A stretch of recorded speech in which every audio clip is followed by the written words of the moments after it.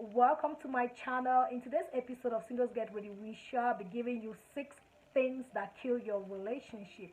But before we talk about the 6 things that kill your relationship, if you just click on this video, hit the red subscribe button down there, give me a thumbs up and drop a comment. You can as well drop those things that killed your own past relationship so that we can all learn together. If you want to know why men have been breaking your heart continuously, you want to know why you love this guy so much, but when you started this relationship, you just realized that the person was not really the right person for you. You want to know why? You want to know why that passion, that burning desire, where it went to? Stick around and watch this video to the end because I'll be giving you real shit.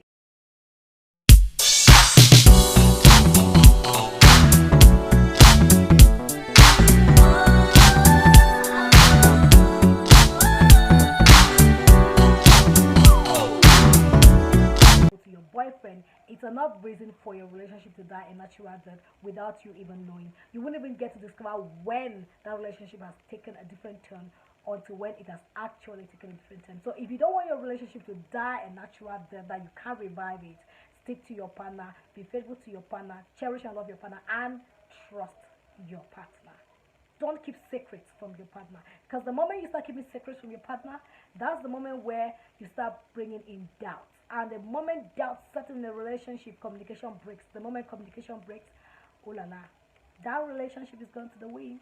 The thing that kills so many relationships is neglect. When I talk about neglect, I'm going to be talking to both partners. I'll give an example. James is dating Mary. Now, when Mary was actually with James, when James was still asking Mary out, Mary used to dress so sexy. Mary used to do all her makeup. Her eyebrow was on fleek. Everything was on point. She used to be very classy, neat, and all of that each time she goes to visit Jerry. But the moment that she said yes to Jerry, she stopped doing that. You want to go visit Jerry, you just wear anything. You just don't take care of yourself. You neglect yourself. Most people forget to know that what attracted that man to you should always be there to attract him to you continuously.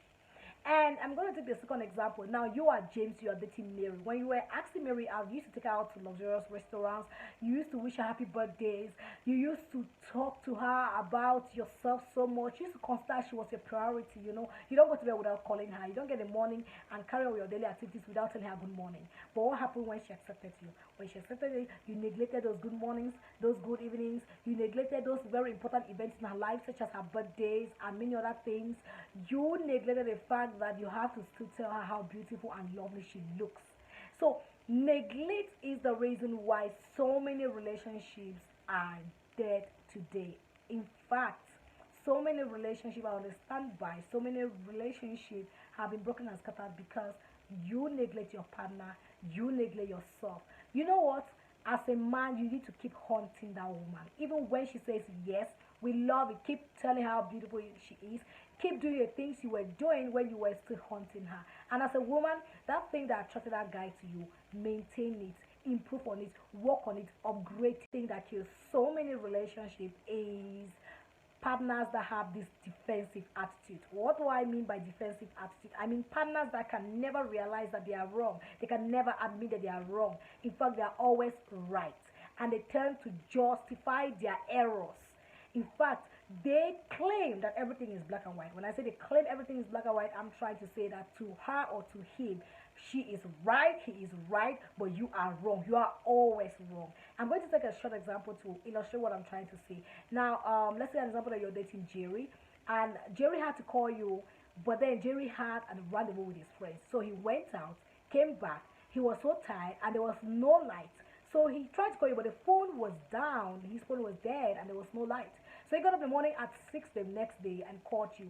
And instead of you to listen to him and understand what he's saying, you start nagging over the phone as a woman. You start telling him like he was with another girl, he didn't want to call you. And he's trying to explain to you that he went out with his friends. On coming back, there was no electricity. His phone was dead. So he couldn't call you and he got tired and he slept off. So he only realized himself at 6 in the morning, and that's why he took the phone, pick up his phone to call you. But to you, you wouldn't want to see reasons with him. So you conclude that he is wrong and he's like, but you are right. That's what I'm talking about. People who have this defensive attitude. To them, they know everything. They are perfect, but you are always wrong. And that defensive attitude comes as a result of pride. Because when you have pride, you don't want to admit, you don't want to accept that you're wrong, you don't want to apologize, you don't want to say sorry. And that's it. And that is how your relationship is going to die down, because when you do that repeatedly, your partner is going to get weakened and fade away. Trust me, if there's any other opposite sex lodged around her or him, and giving him so much attention and treating him well, with understanding, with compromise, he is going and never to come back. Yeah, baby. He's going to be dealing with the fourth point, which is addiction. Addiction is one of the reasons why some relationships have been buried. Relationships that were supposed to see the broad day and lead to marriage have been cut short because of addiction. When I talk about addiction, I'm going to talk about addiction to alcohol, addiction to sex, addiction to social media, which is like one of the greatest form of addiction that is eating deep in the today generation. What am I trying to say? When you're addicted to social media, we all know what social media is. Social media sucks. It kidnaps. That's all it sucks. It kidnaps your attention. It kidnaps your time. It makes you think less. Because, for example, if you're watching this video, you can't be watching this video and cooking and eating and dancing or in a club. So, social media forces you or puts you in a situation whereby you have to be stable, you have to be stagnant, you have to stand, you have to be somewhere and concentrate. Now, if you are addicted to social media and you have to go on a date, that date will be boring, because each moment that passes by, you always feel like you want to take your phone and check what is happening. You want to check that new picture you just posted on Instagram. You want to check if the video you just posted, how many viewers have you like, and all of that. If you are addicted to social media, seriously, or addicted to anything, you need to work on it. Because no man will want to last with a woman who doesn't give him attention. He goes out with you, you're always on your phone. He comes back from work, you're always on your phone. Like he's talking to you and you are still manipulating your phone. And he can even hear the button press up over the phone. And no man's gonna love a woman or a man who is addicted to alcohol, to sex, to food, and many other things, pornography and all of that.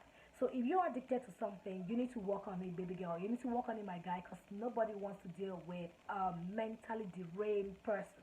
Okay? Alright guys, talking about the fifth thing that kills relationship is you already know, it's so funny, like let me laugh because it's really funny, okay? Um Sex strike. You already know.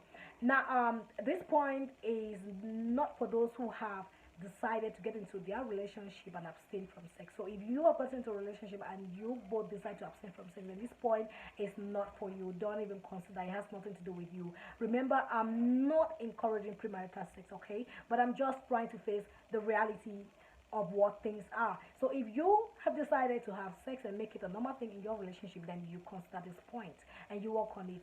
Sex strike. Now most women use sex as a form of strike, especially when they demand for things, material things, gifts or money from their husband, their lovers, their guys, and they don't give them. The moment he comes closer to you and wants to touch you, you behave like you're one ice cream something. You behave like you're cold and everything. Like you don't want, you're not in the mood. Not because you're sick or you're not in the mood or you see your period, but just because you want him to feel the pain of the fact that he didn't give you that thing.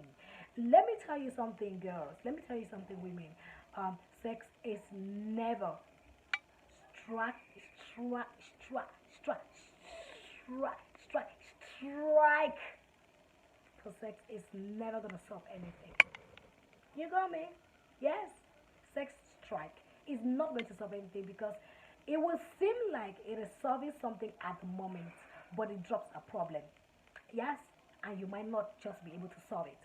You might think that you're depriving him from sex and that because he didn't give you money and all of that. It's cool. Okay, and you talk with him and he decides to give you the money, but then you don't know what happened next. He gives you the money, but he goes out and he's being chased by another woman who is going to give him more and more and more. Believe me, he's going to come home, but if you're not strong enough, he's never going to come back to you. He's going to come home, that's a fact, but he might not just come back to you.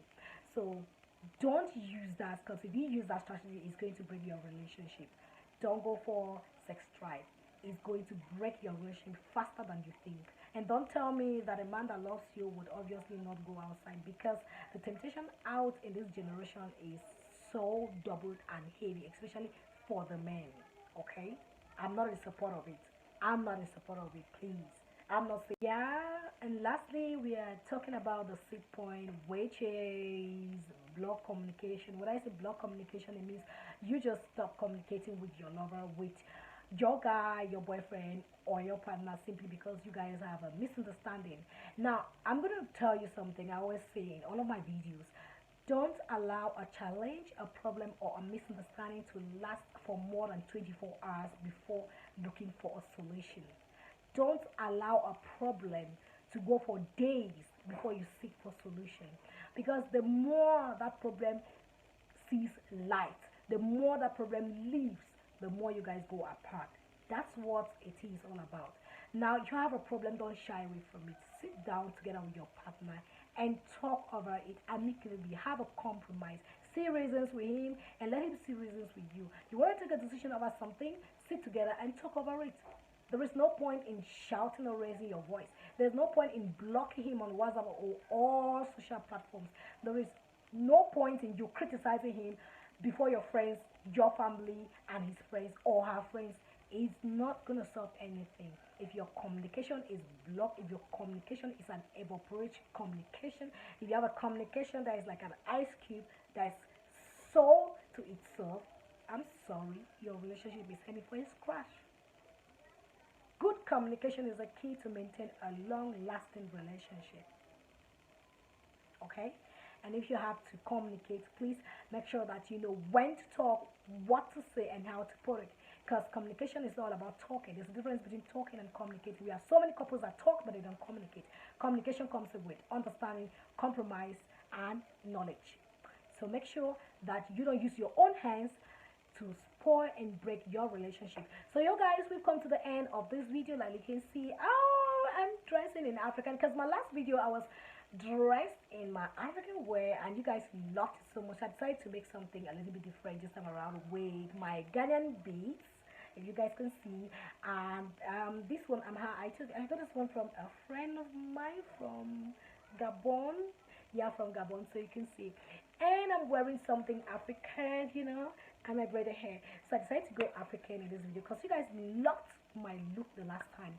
So guys, seriously, on a serious note, don't use your hand to spoil your own relationship. Okay, don't use your mouth, don't use your phone, don't use your body to quit or spoil your relationship. Okay, so make sure that you take these points very, very serious, and your relationship is gonna be enjoyable.